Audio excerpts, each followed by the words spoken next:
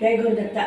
நான் வந்து இன்றைக்கி உங்களுக்கு பாதாம் பர்பி எப்படி பண்ணுறதுன்னு சொல்லித்தரப்போகிறேன்.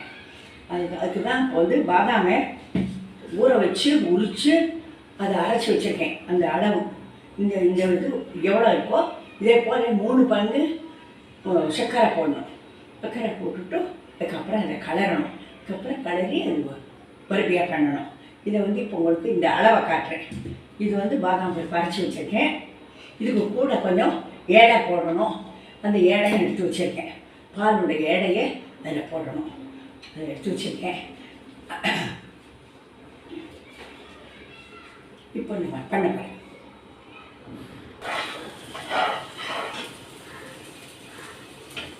ஜெயகுருதத்தா, நான் வந்து இப்போ இந்த அல்வாவை பண்ணிட்டேன். இதனுடைய பதத்தை உங்களுக்கு காட்டுறேன். இதில் வந்து இது போட்டேன்,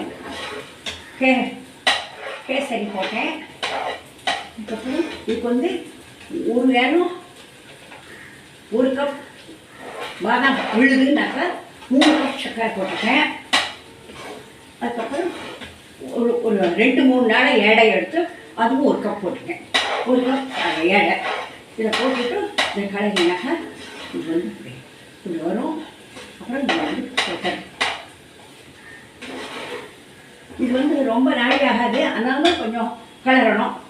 இப்போ நான் வந்து உங்களுக்கு பதத்தை காட்டியிருக்கேன், எவ்வளோ பதம் வரணும் அப்படின்னு.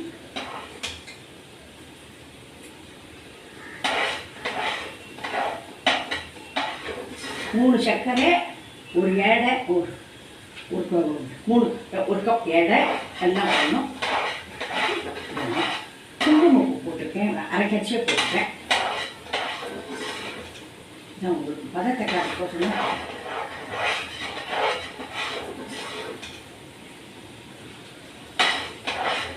நீங்கள் வந்து இதை பாருங்க, சப்ஸ்கிரைப் பண்ணுங்க, லைக் பண்ணுங்க, ஷேர் பண்ணுங்க.